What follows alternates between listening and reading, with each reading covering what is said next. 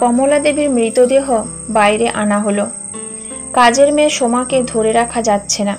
কাঁদতে কাঁদতে কতবার জ্ঞান হারিয়ে ফেলছে। ওর একটাই কথা, আমার মা বুকে কি অসম্ভব যন্ত্রণা নিয়ে না ফেরার দেশে চলে গেল। মা কি এমন বেশি চেয়েছিল যে ভগবান তা পূর্ণ করতে পারল না? একবার, শুধু একবার মৃত্যুর আগে ছেলের মুখটা দেখতে চেয়েছিল। এটা কি তার অপরাধ? দীর্ঘ 5 বছরেও ছেলে একবার সময় হয়নি মায়ের কাছে আসার। অথচ মানুষটা প্রতিদিন, প্রতি মুহূর্তে, প্রতি ক্ষণে চাতক পাখির মতো অপেক্ষা করত ছেলে আসার পথ চেয়ে। ফোন করলে বলতো, আমার অফিসে খুব কাজের চাপ, ছেলে মেয়ের পরীক্ষা, পড়াশোনার চাপ। আবার কখনো বলতো, তোমার বৌমার শরীর ভালো না। অজুহাতের পর অজুহাত। আচ্ছা, সব সময় হয়, শুধু 80 বছরের বৃদ্ধা মায়ের জন্য একটু সময় হয় না? গত 6 মাস রাস্তার পাশে ওই জানলার কাছে একভাবে বসে থাকতো। আমি যদি বলতাম, মা তুমি শুয়ে পড়ো, দাদা আসলে তো তোমার কাছেই আসবে, তখন মা বলতো, তুই জানিস না সোমা, আমার খোকা খুব অভিমানী। রাস্তা থেকে যদি জানলা দিয়ে আমার মুখ না দেখতে পায় তাহলে ফিরে চলে যাবে। যাবে না মা? আমার উপর রাগ করে বলতো, তুই কতটুকু জানিস দাদাকে? পরক্ষণেই হাসতে হাসতে বলতো, তবে শোন, তোর দাদাকে যখন স্কুলে ভর্তি করালাম, রোজ আমাকে স্কুলে নিয়ে যেতে হতো, আবার নিয়ে আসতে হতো। ছুটির পর আমার মুখ না দেখে কোনোভাবেই স্কুল থেকে বের হতো না। একবার কি হয়েছে জানিস? সেদিন আমার বাড়িতে অনেক আত্মীয়স্বজন, রান্না হয়নি, তাই তোর বাবাকে পাঠালাম খোকাকে স্কুল থেকে আনতে। আনা তো দূরের কথা, ছেলেকে গেটের বাইরেই বের করতে পারল না। এত ঝামেলা। আদর করলো, চকলেট কিনে দিল, তবু একই বায়না, মা না আসলে আমি বাড়িতে যাব না। আমি যাই, তারপর আমার আঁচল ধরে হাসতে হাসতে বাড়িতে আসে। তারপর যখন একটু বড় হলো, দুপুরে স্কুল হলো, তখন বন্ধুদের সঙ্গেই যেত আসতো। তবে ওই বড় রাস্তা দেখছিস, ওখানে এসে আগে ওই জানলার দিকে তাকাবে আমাকে দেখার জন্য। যেই আমার মুখটা দেখতে পেত, তখন ওর মুখে খেলে যেত এক ঝাঁক আলোক রশ্মি। সূর্যের আলো যেমন স্রোতস্বিনী নদীর উপর পড়ে, প্রতিফলিত হয়ে হীরকখণ্ডের ন্যায় বিচ্ছুরণ ঘটে, তেমনি আমার খোকার মুখে হীরকখণ্ডের ন্যায় আনন্দ বিচ্ছুরণ হতো। দেব শিশুর মতো লাগতো আমার খোকাকে। এক দৌড়ে বাড়ি এসে আমার গলা জড়িয়ে চুম্বনের আলপনা এঁকে দিত আমার সারা মুখে। কোনো কারণে যদি জানালায় আমার মুখ না দেখতে পেত, তাহলে আষাঢ়ের ঘন কালো মেঘ ছেয়ে যেত তার মুখে। শুরু হতো অঝোর ধারায় ঘন বরিশন।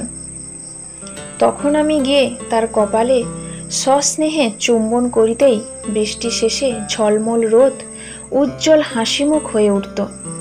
জানিস সোমা, আমার বুকে মাথা দিয়ে না ঘুমালে খোকার ঘুম আসতো না। আমি ছিলাম ওর পৃথিবী। আর আজ, বলতে বলতে এক রাত যন্ত্রণা যেমন মায়ের বুকে চিরে বেরিয়ে আসতে চাইল।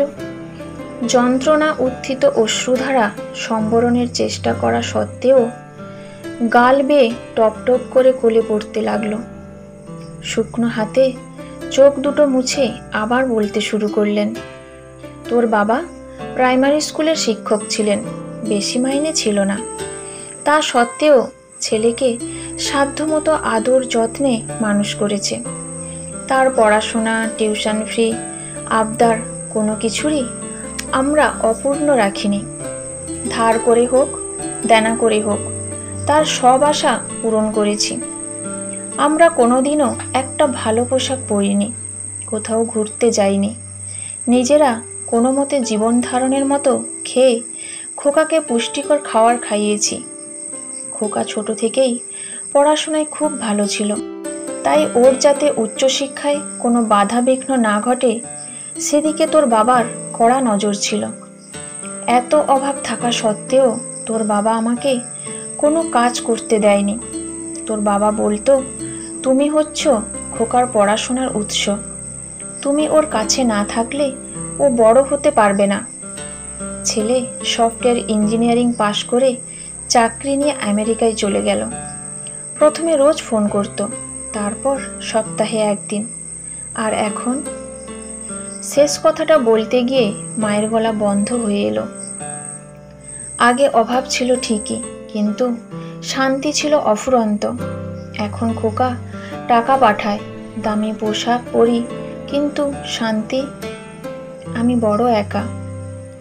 চারিদিক থেকে নিঃসঙ্গতার অন্ধকার আমায় আষ্টে পৃষ্ঠে জড়িয়ে ধরেছে। এই নিঃসঙ্গ জীবন আমি আর সহ্য করতে পারছি না। আমি আর খোকার গায়ের গন্ধ পাই না। আমার আঁচলে পেঁচানো খোকার আঙুলের বন্ধন কখন যে আলগা হয়ে গেছে আমি বুঝতেই পারিনি।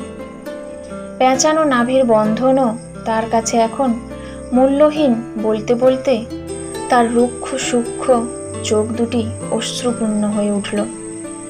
আমি মাকে শক্ত করে বুকের মধ্যে জড়িয়ে ধরতেই উচ্চস্বরে কাঁদতে কাঁদতে বলতে লাগলো, সোমা, আমি খোকা, বৌমা, নাতি নাতনিকে কাছে পেতে চাই, তাদের স্পর্শ করতে চাই, পাশে বসে কথা বলতে চাই, তাদের সুখ দুঃখ ব্যথা বেদনা অনুভব করতে চাই। আমার কর্ণযুগল ঘরময় তাদের পদধ্বনি, আনন্দ মুখর হই হুল্লোড় শোনার জন্য উদ্গ্রীব হয়ে আছে। বলতাম, আসবে তোমা, দাদারা সবাই আসবে, তুমি ঠিক মতো খাবার খেয়ে ওষুধ খেয়ে শরীরটাকে ঠিক রাখো, ওরা আসলে যত্ন করতে হবে না। ছোট্ট শিশুর মতো বলতো, দে দে আমায় খেতে দে। প্রত্যেক বছর দাদার জন্মদিনে উপোস করে নিজের হাতে পায়েস রান্না করত। ভালো করে দাঁড়াতে পারতো না, গা হাত পা থরথর করে কাঁপতো।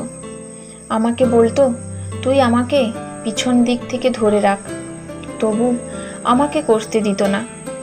যতক্ষণ দাদা ফোন না করবে ততক্ষণ একটা ওষুধ পর্যন্ত খেত না। ওদিকে দাদা তার বার্থডে পার্টি নিয়ে এত ব্যস্ত থাকতো যে মাকে ফোন করার কথা তার মনেই থাকতো না। আবার আমি ফোন করলে বিরক্ত হয়ে ফোনটা কেটে দিত। তাই আমি পাশের বাড়ির সন্দীপ দাকে বলেই দাদার গলা নকল করে মাকে ফোন করাতাম।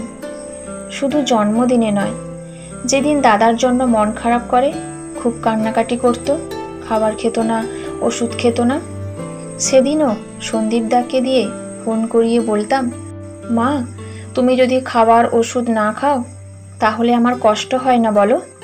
তুমি আমাকে কষ্ট দিতে চাও? না খোকা, না না। তারপর মুখে ফুটে উঠত অন্তহীন তৃপ্তির সুমধুর হাসি, আর চোখে ঝরত অনাবিল আনন্দশ্রুধারা। সবাই ভাবছেন আমি মাকে প্রতারণা করেছি। হ্যাঁ, করেছি। মায়ের মুখের ওই হাসিটুকু দেখার জন্য আমি হাজার হাজার বার প্রতারণা করতে রাজি আছি।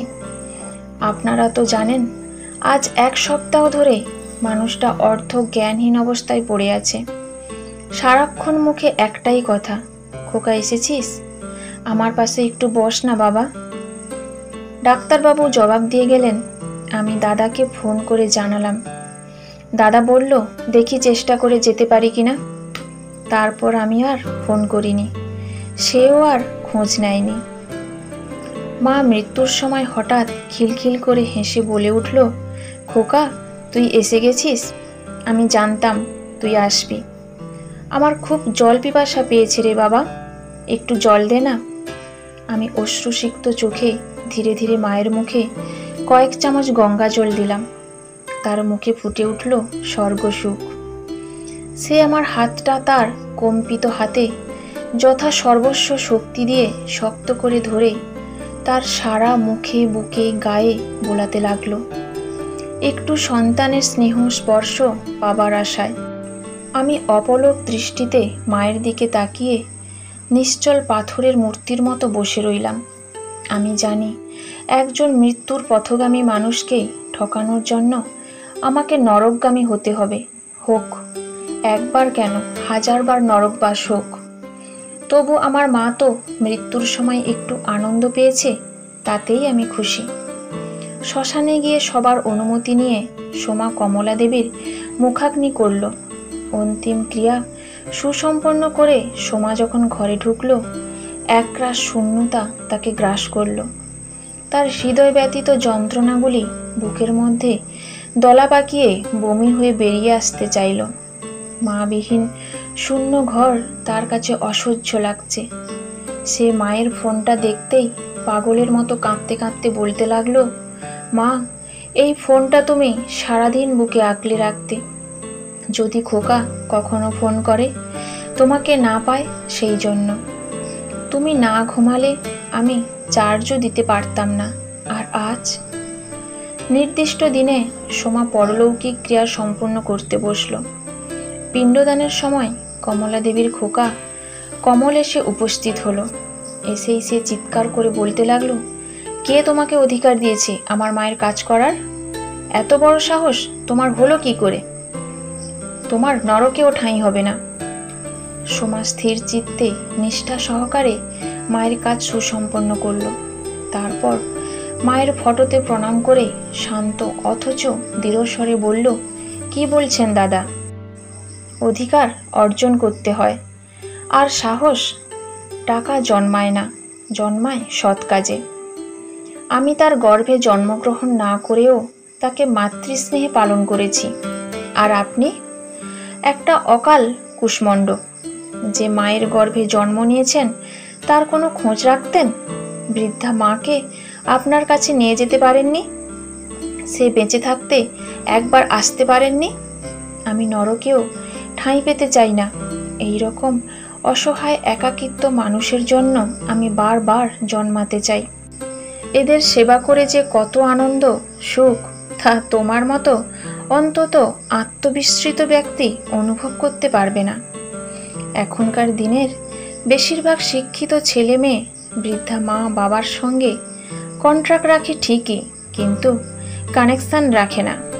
তারা টাকা পাঠায়, মাসে একবার ফোন করে, কিন্তু তাদের কাছে এসে কিছু সময় বসে জিজ্ঞাসা করে না তারা কেমন আছে, কি চায়।